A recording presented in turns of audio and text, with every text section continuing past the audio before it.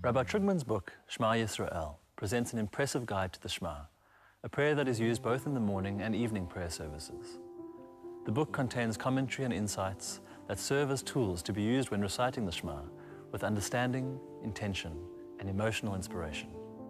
Today, Rabbi Trugman concludes his series on the Shema.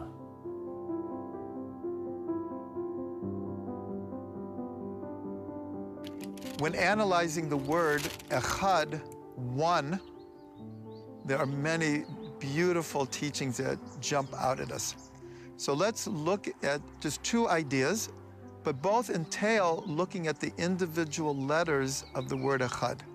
The word echad is made up of three letters: an aleph, which equals one numerically, a chet, which equals 8, and a daled, which equals 4. So one of the basic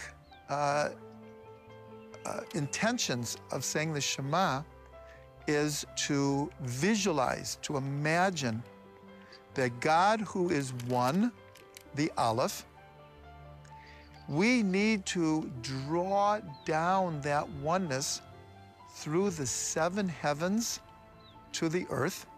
7 and 1 equals 8, the second letter of the word echad.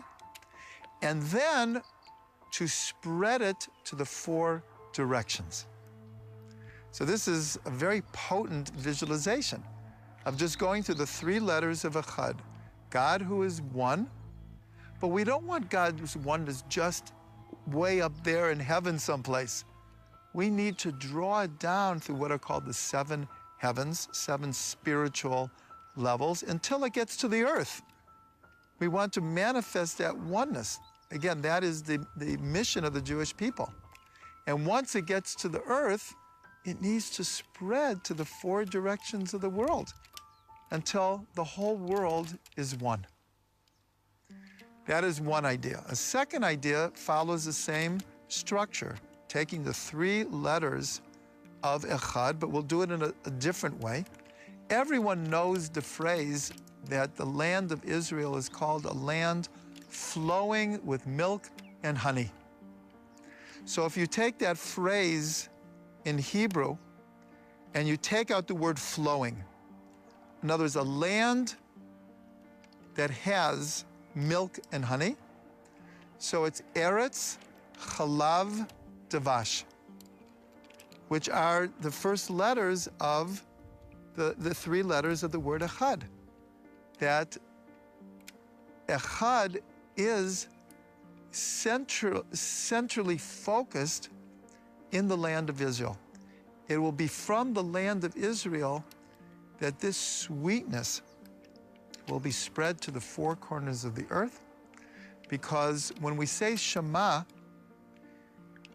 we're taught that when we say the Lord our God, one of the things to think about is right now, God is our God.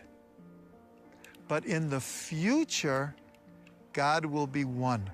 All of the prophets taught that a time will come that all humanity will come together in peace and in harmony and will all be one. Sometimes we call it the global village, but here it's not only the physical global village, but a spiritual global village.